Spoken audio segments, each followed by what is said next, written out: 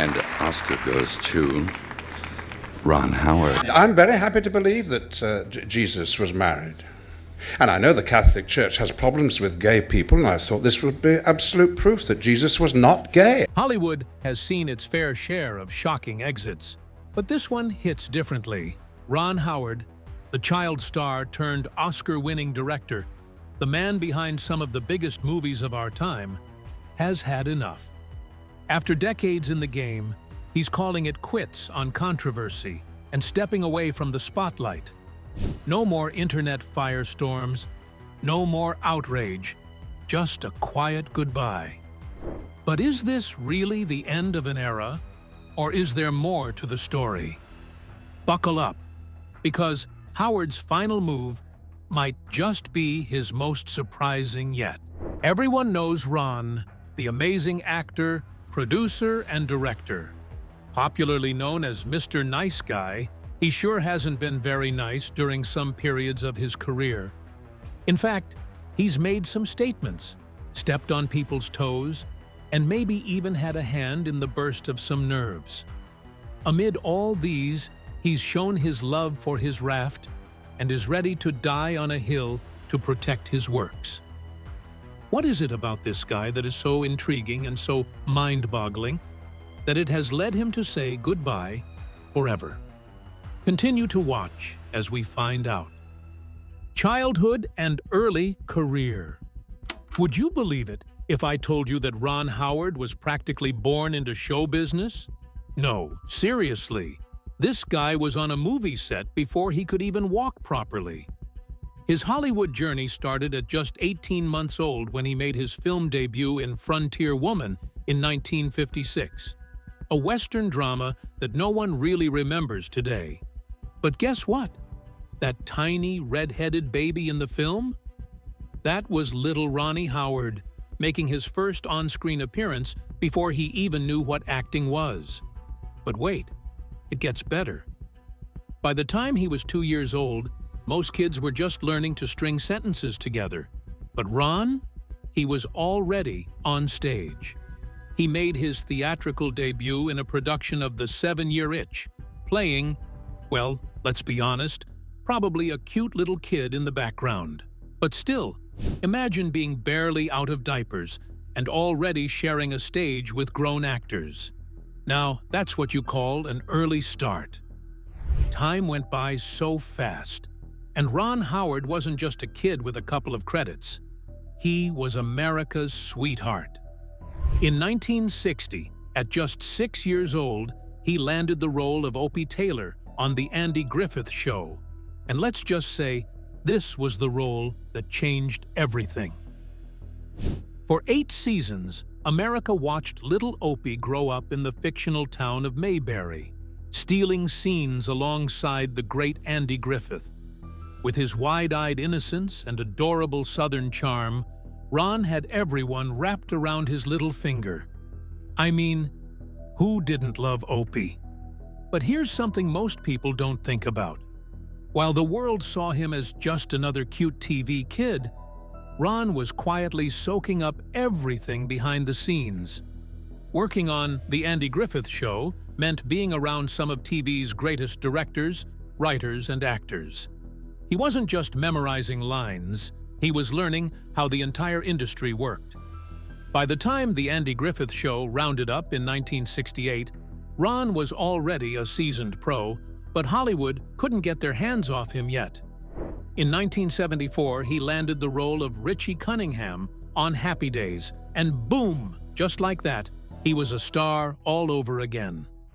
Richie was the all-American good guy, the clean-cut, lovable teen who became one of TV's most iconic characters. And don't forget, this was the show that made the Fonz, Henry Winkler, a household name. For 6 years, Ron was living the dream, but something was changing. Was Hollywood's golden boy getting bored of the spotlight? Or did he have another interest somewhere between sitcom fame and movie stardom? Ron's heart was about to play a tug-of-war of whether he should be in front of the camera or behind it. While everyone else saw him as just another sitcom star, Ron had other plans.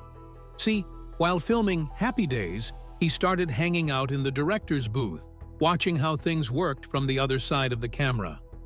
He wasn't just interested in acting anymore. He wanted to have a taste of what it felt like to call the shots.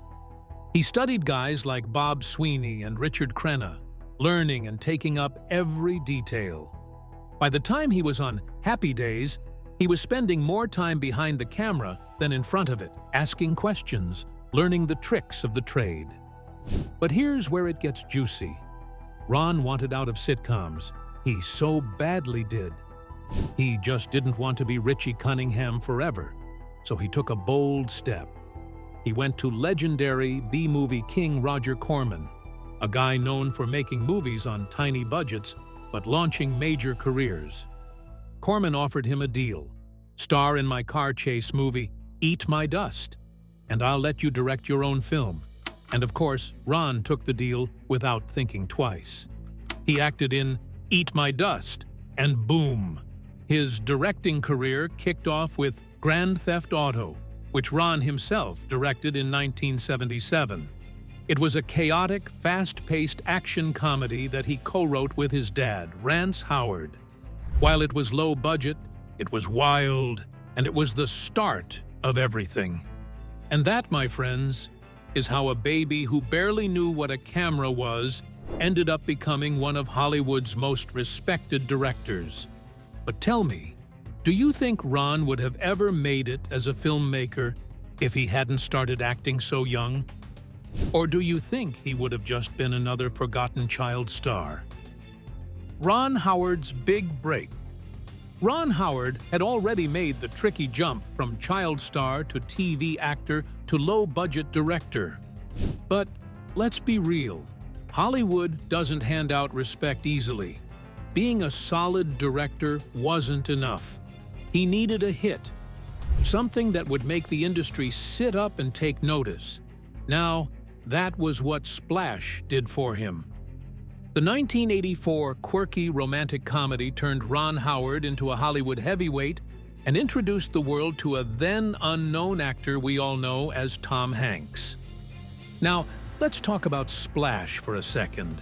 On paper, the premise was a little out there. A guy falls in love with a mermaid, but somehow Ron made it work. The film had charm, humor, and just the right amount of magic to make audiences swoon. It was a box office smash that proved Ron Howard finally had a real chance at finally becoming a top director. It was just the start, but at least Hollywood was taking notice, and he would soon be the real thing. But Ron didn't just want to be a good director. He wanted to be one of the best. Over the next decade, he pushed himself, taking on bigger and more ambitious projects. And then, in 1995, he dropped a film that changed everything: Apollo 13. This wasn't just another space movie. In fact, it was the only space movie released that year. What made it more interesting was the fact that it was based on the true story of NASA's near-disastrous moon mission in 1970. And if you think making a movie where everyone already knows the ending sounds easy, think again. The challenge was keeping audiences on the edge of their seats, making them feel like they were living through the crisis in real time. And boy, did Ron deliver. With an all-star cast, including Tom Hanks, again, Kevin Bacon, and Ed Harris, Apollo 13 was an absolute masterpiece. It was gripping, emotional, and so intense that people left the theaters feeling like they'd just survived the mission themselves. Oh, and let's not forget, it also gave us the legendary line, "Houston, we have a problem." Houston, we have a problem. The movie was a huge success, earning 9 Academy Award nominations, including Best Picture.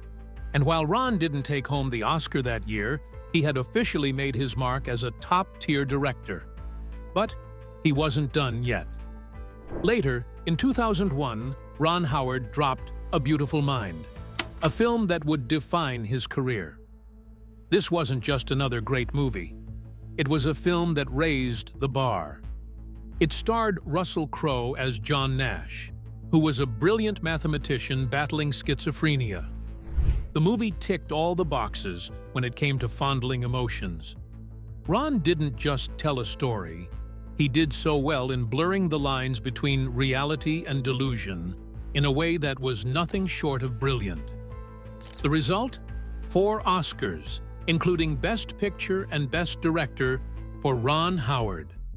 With that Oscar win, Ron Howard had gone from child actor to sitcom star to respected filmmaker to Hollywood royalty within minutes. But what's even more impressive, he was just getting started. Who knew a blockbuster could spark global religious outrage? When The Da Vinci Code hit theaters, Ron Howard didn't just make a movie. He unknowingly stepped into one of Hollywood's biggest controversies? How do you think he handled it? Let's find out. Hollywood's golden boy, until The Da Vinci Code. With an Oscar under his belt for A Beautiful Mind and a long list of hit movies, it seemed like everything he touched turned to gold. Apart from being successful, Ron is a chill guy, doesn't like trouble, and most times plays it safe. Or at least, that's what people thought. Well, in 2006, Ron hit a nerve. More frankly speaking, a lot of nerves. The Da Vinci Code was another blockbuster thriller based on Dan Brown's wildly popular novel that Ron directed. On paper, it should have been fire.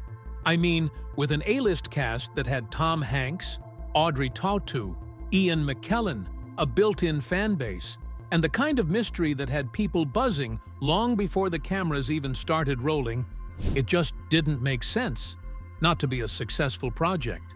But there was just one problem. The movie's plot seriously ruffled some feathers and made a lot of people mad. For those who somehow missed the drama, let me bring you up to date. The Da Vinci Code wasn't just filled with next-level mysteries and plot twists. It unpacked details of Christian conspiracies, proposing that Jesus Christ had a secret bloodline and that the Catholic Church had been covering it up for centuries.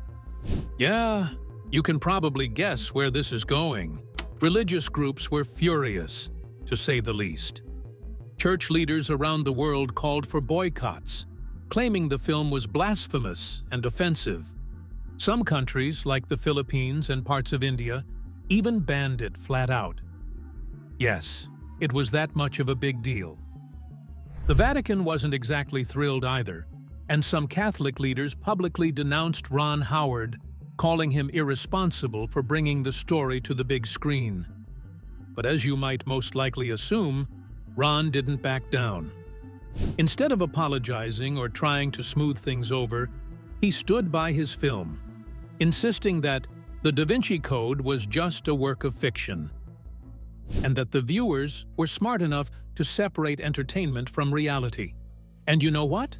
Despite all the outrage, the movie was still a huge success, raking in over $760 million worldwide. Love it or hate it, The Da Vinci Code just proved Ron was not one to chicken out of a fight. A couple of years went by, and everyone thought Ron was done with controversial movies until he did The Dilemma. And this time, it was a joke that turned out to be a misfire. The Dilemma, literally. If there's one thing Hollywood loves more than a success story, it's a good controversy. And in 2010, Ron gave Hollywood a show. He found himself in the middle of a controversy that had nothing to do with history, religion, or conspiracy theories. No, this time it was all about a joke, one that some people found anything but funny. It all went down when Howard was directing The Dilemma, a comedy starring Vince Vaughn and Kevin James about relationships, secrets, and, well, dilemmas, basically. The movie was meant to be a fun, feel-good film, nothing too serious. But before it even hit theaters, it was already making headlines for all the wrong reasons. The issue? A homophobic joke in the trailer. In one scene, Vince Vaughn's character casually drops the line, Ladies and gentlemen, electric cars are gay. I mean, not homosexual gay, but, you know, my parents are chaperoning the dance gay. Ladies and gentlemen, electric cars, they're totally gay. The joke landed right in the middle of an already heated national conversation about LGBTQ+ rights, bullying, and media representation. Gilead and other advocacy groups slammed the film, calling the joke offensive and outdated. They demanded that Universal Pictures remove it from the trailer, which, after so much pressure, the studio did. But that wasn't the end of it. Activists weren't just upset about the trailer. They wanted the joke removed from the entire movie. And that's where Ron Howard, as usual, wouldn't let that happen. Unlike Universal, who were quick to back down, Howard refused to take it out of the final film. His argument? Comedy shouldn't be censored. He insisted that jokes, especially ones reflecting real-life conversations, shouldn't be erased just because they might offend some people. He also pointed out that the character making the joke wasn't meant to be a role model, and that the line reflected the kind of humor certain people actually used at the time. But not everyone was buying that defense. Critics accused Howard of being out of touch and ignoring how language, even in comedy, isn't inclusive. Others defended him, arguing that comedy should be messy, uncomfortable, and even controversial. To cut the story short, the dilemma kept the joke. But to be honest, the movie itself didn't really do well compared to his other works. The controversy died down, but it left a question lingering. Where's the line between comedy and offensiveness? And did Ron Howard cross it? The Hillbilly Elegy backlash. What was supposed to be an emotional, rags-to-riches drama turned into one of the most polarizing movies of 2020. And somehow, people started blaming Ron Howard for the political rise of J.D. Vance. So, what happened? Let's rewind.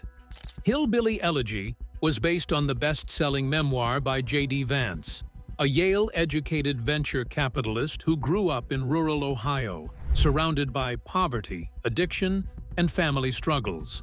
The book was a deep dive into the struggles of working-class white America, and it sparked a massive cultural conversation when it was released in 2016. Some people saw it as an honest, eye-opening look at the American Rust Belt, while others felt it pushed a conservative narrative that blamed the poor for their own problems. Fast forward to 2020, and Netflix released the film adaptation, directed by Ron Howard himself. When it was released, well, the reaction the movie got wasn't entirely positive. Critics hated it. Many slammed it for being tone-deaf, overly simplistic, and a glorified political ad for J.D. Vance, who, by that time, was already making moves toward a Senate run.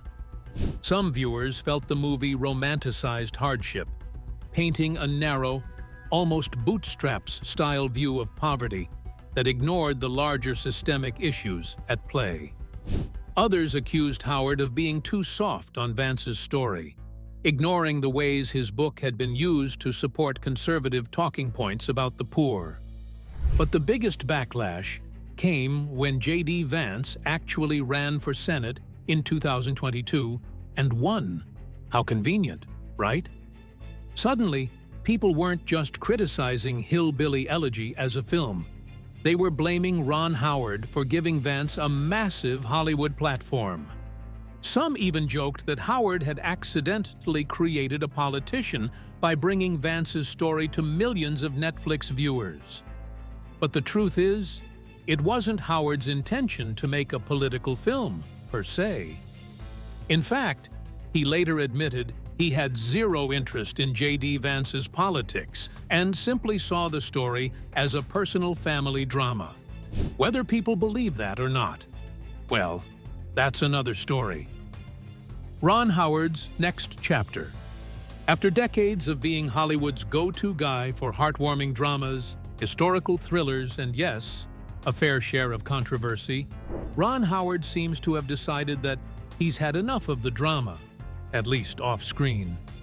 Instead of diving into projects that spark less outrage, shifting gears and focusing more on what he loves most: storytelling, teaching, and producing. And before you think Ron is retiring, he isn't. Far from it. But after the whirlwind reactions to The Da Vinci Code, The Dilemma, and Hillbilly Elegy, it looks like he's happy to step out of the line of fire and put his energy into something a little less, well, exhausting. One of his biggest passions these days? Teaching the next generation of filmmakers. Who would have thought? Howard has been actively involved in hosting masterclasses in directing, breaking down his approach to filmmaking and storytelling. And honestly, who wouldn't want to learn from a guy who's worked with Tom Hanks, Russell Crowe, Glenn Close, and half of Hollywood? He's not just talking about the bright and glamorous side of movie making. He gives real, behind-the-scenes insight into what it takes to bring a film to life, from framing the perfect shot to handling studio pressure. Meanwhile, his production company, Imagine Entertainment, is still going strong. He's decided to work alongside longtime producing partner Brian Grazer. These days, Howard has been more into producing than directing, helping bring tons of TV shows and films to life without always sitting in the director's chair. It's the best of both worlds. He still gets to create, but without the same level of scrutiny. So, is Ron Howard done with big, splashy Hollywood projects? Probably not. But for now, he seems pretty happy sticking to what he does best: telling stories, lifting up new talent, and maybe, just maybe, avoiding the next big internet firestorm.